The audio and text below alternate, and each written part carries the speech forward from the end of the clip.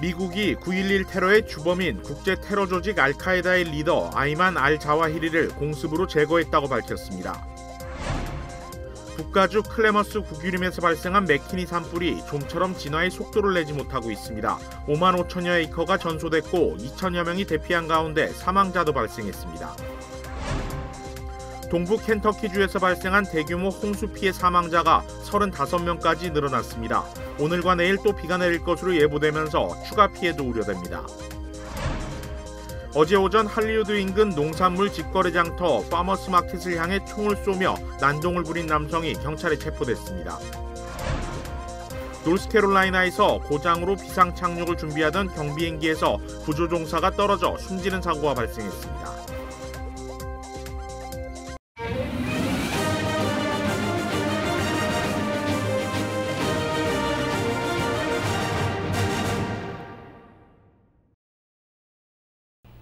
여러분 안녕하십니까? KBS 아메리칸 뉴스입니다. 9.11 테러의 주범이자 국제 테러 조직 알카에다의 수괴인 알자와히리가 제거됐습니다.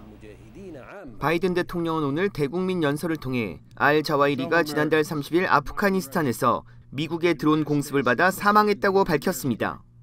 He made videos, including in recent weeks, calling for his followers to attack the United States and our allies. Now, justice has been delivered. And this terrorist leader is no more. 중앙정보국 CIA가 주도한 공습 당시 알자와히리는 탈레반 고위 지도자의 보좌관 집에 머물고 있었던 것으로 알려졌습니다. 알자와히리는 알카에다 형성에 깊이 관여한 인물로 1998년부터 빈라덴의 2인자로 지내다 빈라덴 사망 후 후계자를 맡아왔습니다. 특히 빈라덴과 함께 2001년 9.11 테러를 저질렀으며 2004년 스페인 마드리드 열차 폭탄 테러와 2005년 영국 런던 지하철 폭탄 테러 등 많은 테러에 직간접적으로 관여한 것으로 알려졌습니다. 알자와히리는 FBI의 최우선 수배 대상에 올라 2,500만 달러의 현상금이 걸려 있었습니다. 핵 확산 금지 조약 NPT 평가 회의에서 북한 핵 개발에 대해 각국이 우려를 표명했습니다. 이정민 기자가 보도합니다. 코로나19로 당초 예정보다 2년 연기돼 개최된 핵 확산 금지 조약 NPT 평가 회의. 미국, 영국, 프랑스, 중국, 러시아 등 핵 보유 5개 국가의 핵 군축 의무와 그 외 나라의 핵 개발과 보유 금지 이행 평가를 위해 오는 26일까지 열립니다. All these at a time when the risks of proliferation are growing and guardrails to prevent escalation are weakening. And when crises with nuclear undertones are festering. From the Middle East and the Korean Peninsula to the invasion of Ukraine by Russia. 특히 7차 핵실험 우려가 나오는 북한은 러시아의 우크라이나에 대한 핵위협, 이란 핵개발과 함께 첫날부터 중요하게 다뤄졌습니다. 북한은 지난 2003년 NPT를 일방적으로 탈퇴한 바 있습니다. 미국, 영국, 프랑스, 북아일랜드 장관들은 공동 성명에서 북한의 핵미사일 개발이 공동 안보에 점점 더 큰 위협이 된다며 북한 핵무기에 완전하고 검증 가능하며 돌이킬 수 없는 폐기에 전념하겠다고 밝혔습니다. 블링컨 미국 국무장관도 북한의 핵실험 준비를 지목해 지적했습니다. The DPRK continues to expand its unlawful nuclear program and continues its ongoing provocations against the region. As we gather today, Pyongyang is preparing to conduct its 7th nuclear test. 조 바이든 미국 대통령은 별도 성명을 내고 핵 군축의 중요성을 강조했습니다. 특히 러시아엔 우크라이나 전쟁을 중단하고 핵미사일 통제 협상에 나설 것을, 중국에도 핵무기 억제 협상에 참여할 것을 요구했습니다. 하지만 미국과 중국, 러시아의 대립구도가 워낙 강해서 이전 회의인 2015년 당시처럼 회의 결과문서조차 채택하지 못하는 것 아니냐는 우려가 벌써부터 나옵니다. 워싱턴에서 KBS 뉴스 이정민입니다. 캘리포니아주 북부에서 발생한 산불이 계속 번지고 있는 가운데 진화는 좀처럼 속도를 내지 못하고 있어 인명피해가 잇따르고 있습니다. 이영현 기자가 취재했습니다. 산불에서 발생한 연기가 캘리포니아주 북부 지역을 뒤덮는 위성 영상입니다.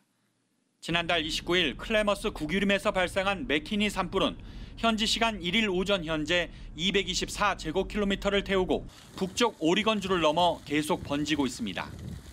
발생 초기보다 확산 속도는 줄었지만 아직도 진화율은 0%에 불과합니다. 잇따르는 천둥 번개와 폭염으로 건조해진 숲이 곳곳에서 불길을 키우는 데다 험한 지형이 진화 작업을 어렵게 하고 있습니다. When those thunder cells collapse, they tend to drive the fire in all directions. Obviously, that's a threat to firefighters. It also can cause that rapid fire growth. 맥키니 산불 발생 지역 부근 4곳에서도 주말 사이 번개로 인한 추가 산불이 발생해 소방당국의 대응을 어렵게 하고 있습니다. 맥키니 산불로 건물 수십 채가 불타고 주민 2천여 명이 대피한 가운데 2명이 사망했다는 인명피해도 보고됐습니다. 소방당국은 산불 위협에 노출된 건물이 4,500여 채에 달할 것으로 추산하고 있지만 정확한 피해 규모는 집계를 못하고 있습니다. We can confirm that there are structures destroyed. However, we haven't been able to get teams in there to assess. So at this point, really don't have numbers or locations. 현지 언론은 소방당국이 산불 현장에서 약 7km 떨어진 유레카 마을 주민 7,500명에 대해서도 대피를 고려하고 있다고 전했습니다. 지난달 22일 요세미티 국립공원 부근에서 발생한 산불은 큰 불길이 잡혀 현재 72%가 진화된 상태입니다. 로스앤젤레스에서 KBS 뉴스 이영현입니다. 반면 대규모 홍수가 발생한 동부 켄터키주에서는 사망자가 35명까지 늘어났습니다. 여기에 내일 또다시 집중호우가 예보돼 추가 피해가 우려되고 있습니다. 윤범수 기자가 보도합니다. 켄터키주 동부 지역, 아직도 상당수의 마을들이 물에 잠겨 있습니다. 물이 빠져나간 지역은 폐허로 변했고 곳곳에서 사망자 시신을 수습하는 모습도 보입니다. 집계된 사망자 수는 어제 26명에서 오늘은 35명까지 늘어났습니다. 여기에 공식 집계된 실종자 수만 37명, 비공식적으로는 수백 명에 이를 것으로 예상돼 인명피해는 더 커질 것으로 보입니다. 켄터키주 당국은 희생자들을 모두 찾는 데 수주가 소요될 것이라고 밝혔습니다. 필사의 구조 작업도 이뤄지고 있습니다. 주 방위군이 투입된 이래 지금까지 헬기로 400명, 구명보트까지 동원해 모두 1,200명의 주민들을 구조했습니다. 문제는 앞으로입니다. 집중호우가 휩쓸고 간 지역 곳곳에 어제 최대 4인치의 비가 내린 데 이어 오늘 밤부터 내일까지 또다시 집중호우가 내릴 것으로 예보됐기 때문입니다. We use a lot of our rotary wing helicopters to rescue people to get to areas that are maybe isolated or cut off. And if the weather is really bad, sometimes that limits our ability to get into there. 현재 켄터키주 동부 지역 8개 카운티에는 홍수 경보가 발령된 상태며 바로 옆 웨스트버지니아 6개 카운티에도 주 비상사태가 선포됐습니다. 바이든 대통령은 홍수 피해를 입은 곳을 연방 재난 지역으로 선포하고 구호기금 투입을 지시했습니다. 그동안 홍수 피해 이후 2만 3천 가구의 전력 공급이 끊어졌고 아직까지도 1만 3천여 가구가 정전된 상태입니다. KBS 뉴스 윤범수입니다. 자신의 집에서 농산물 직거래 장터를 향해 총을 쏘고 물건을 집어던지며 난동을 부린 남성이 경찰에 체포됐습니다. 박시몬 기자가 취재했습니다. 어제 오전 7시 30분쯤 할리우드 인근에서 열린 농산물 직거래 장터 파머스 마켓에 여러 발의 총알이 날아옵니다. 신고를 받은 경찰이 출동하는 사이 이 남성은 자신의 집에서 돌과 가구 등 집안에 있던 물건들을 밖으로 집어던집니다. 경찰이 도착하자 집에 있던 사다리를 밖으로 던지며 위협합니다. 휴대전화를 들고 왔다 갔다 하는 남성. 손에는 조금 전 발포했던 것으로 보이는 은색총이 보입니다. 현장에 도착한 경찰은 남성에게 손을 들고 나오라고 권유했으나 용의자는 나오지 않고 경찰과 대치극을 벌였습니다. 경찰은 남성의 집으로 최루탄을 발포한 뒤 용의자를 체포했으며 결국 4시간 만에 대치극은 막을 내렸습니다. 용의자는 3층에서 총격을 가했으며 체포 당시 혼자였다고 경찰은 전했습니다. 또 체포 과정에서 부상자는 나오지 않았다고 덧붙였습니다.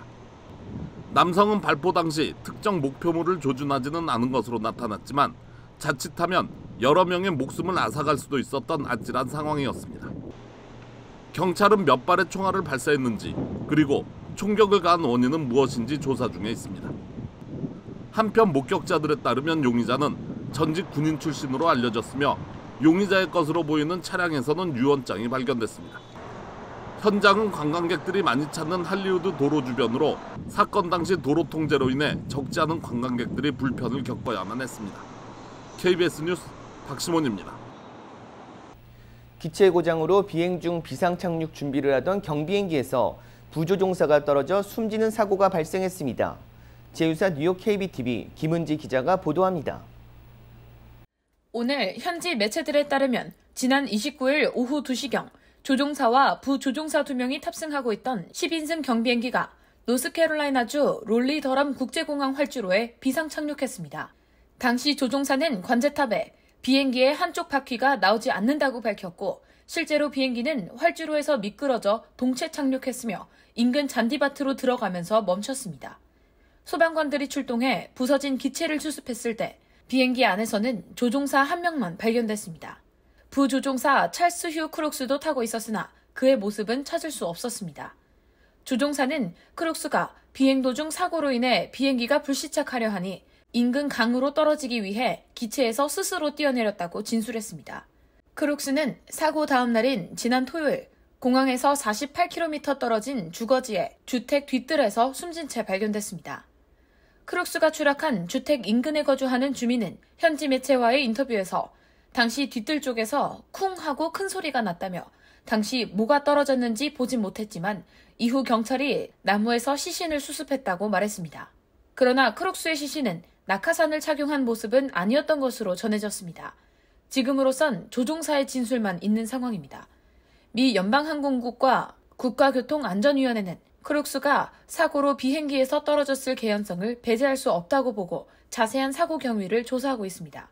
현재 조종사는 경상을 입고 병원에서 치료를 받고 퇴원했습니다. KBTV 뉴스 김은지입니다. 학교 총격 사건에서 학생들을 보호하기 위해 총기로 무장하는 교사가 늘고 있습니다. 주의회 협의에 따르면 최소 29개 주에서 경찰이 아닌 교사 등 개인의 학교 내 총기 소지를 허용하고 있으며 전국 공립학교 교사 가운데 최소 2.6%가 총기로 무장하고 있습니다. 특히 플로리다주에서는 74개 학군 가운데 45개 학군에서, 텍사스주에서는 전체의 3분의 1에 해당하는 402개 학군에서 교직원 등을 무장하는 프로그램을 운영하고 있는데 지난 3년간 프로그램 참여가 꾸준히 증가하는 추세입니다. 하지만 총기 교육이 부족한 교사가 총격범을 막기 힘들고 교사가 실수로 총을 발사하는 등 사고 위험이 있다는 점에서 반대의 목소리도 적지 않은 상황입니다. 중국의 강력한 반발에도 낸시 펠로시 미 하원 의장의 타이완 방문이 기정사실로 굳어지면서 긴장감이 고조되고 있습니다. 김기현 기자가 보도합니다. 낸시 펠로시 미 하원 의장의 타이완 방문 여부와 관련해 백악관은 확인을 거부했습니다. 미 공군 수송기로 아시아 순방길에 오른 만큼 일정은 알고 있지만 실행 여부는 미 의회 대표 결정에 달렸다는 겁니다. That she is going to Taiwan, it has not been confirmed, the history of this, of congressional members going to Taiwan, is not uncommon. 백악관은 다만 펠로시 의장 일행의 성공적인 아시아 순방을 위해 필요한 안전 조치를 다할 것이라고 밝혔습니다.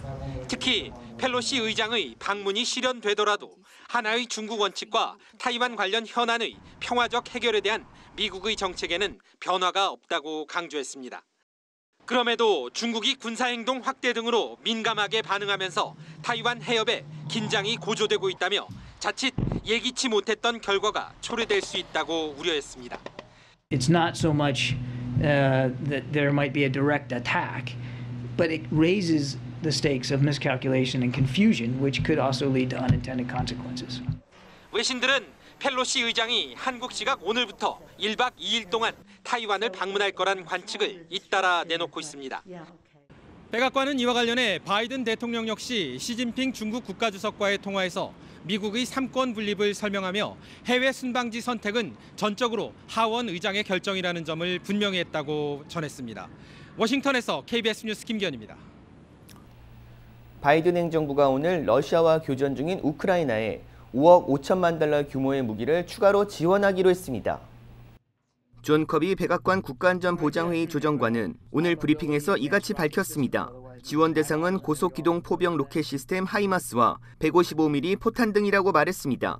이번 지원으로 바이든 행정부가 우크라이나에 제공한 안보 지원 규모는 87억 달러로 늘어났습니다.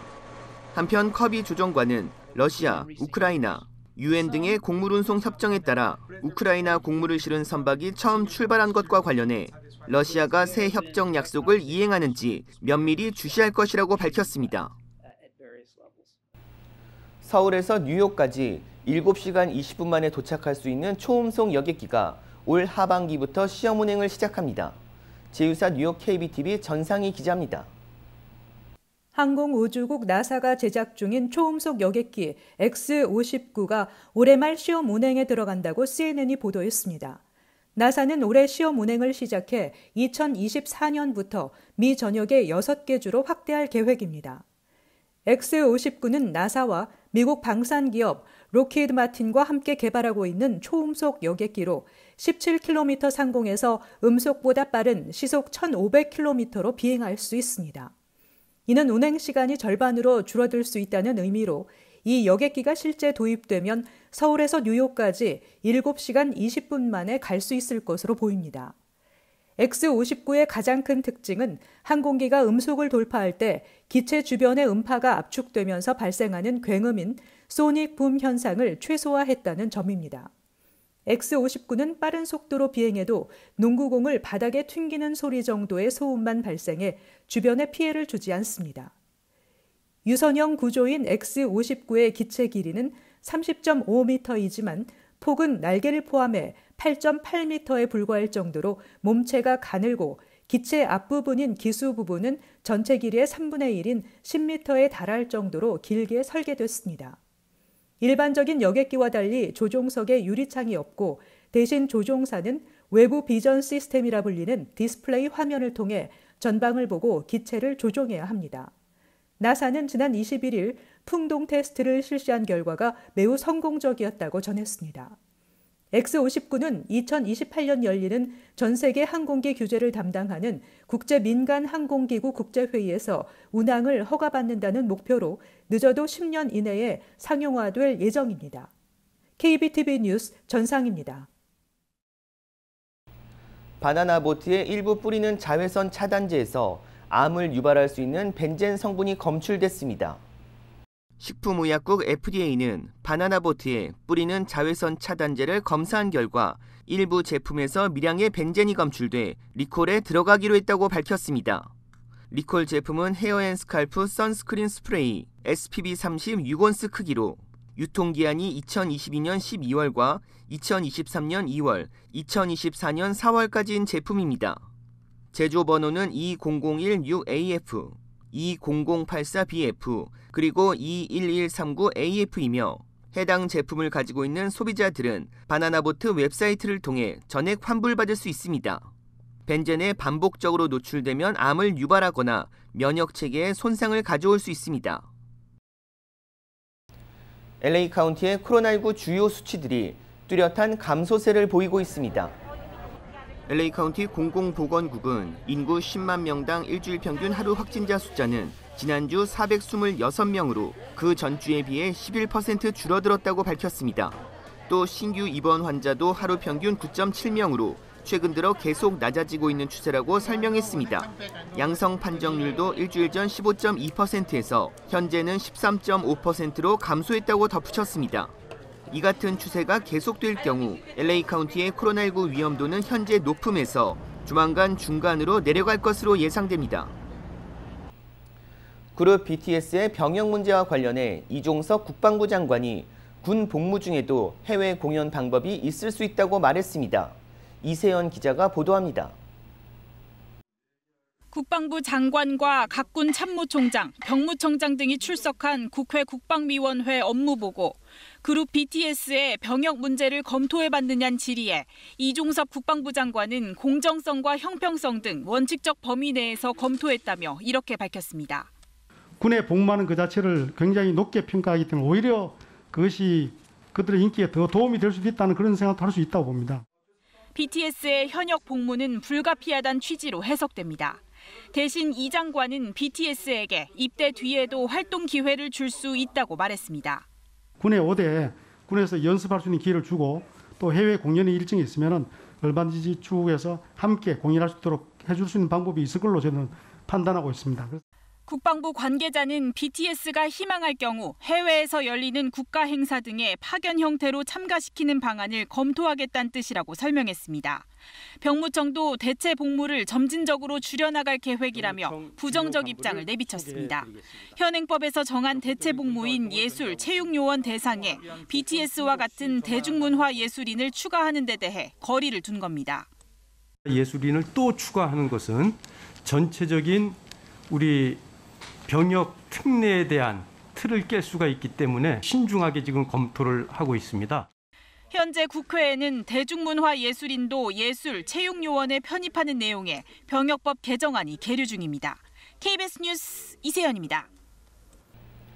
둘로 갈라져 오랜 기간 소송을 벌여왔던 미주 3일 여성 동지회와 관련해 법원의 예비 판결이 나왔습니다. LA 카운티 법원은 과거 회장단이었던 김경희 씨 등이 지난 2016년 제기한 소송과 관련해 2013년 이후 현재 회장단과 이사회가 협회의 대표성을 이어가고 있다며 피고 측에 손을 들어줬습니다. 원고 김경희 측은 미주 3여성 동지에 대한 본인들의 어떠한 법적 권리도 입증하지 못했다. 법원은 이에 따라 원고 측의 모든 협회 권리와 재산들도 현재 협회 쪽으로 이전할 것을 명령했습니다. 미주 3일 여성동지회는 지난 2011년부터 차기 회장 선출 방식을 놓고 이견을 벌이다 둘로 갈라졌는데 이후 2013년 한 차례 통합에 합의하고 회장을 선출한 바 있습니다. 그러나 이후에도 갈등이 지속되면서 2016년 또 한 차례 소송이 제기된 바 있습니다. 한편 법원의 이번 예비 판결에 대해 양측은 10일 안에 이의를 제기할 수 있습니다.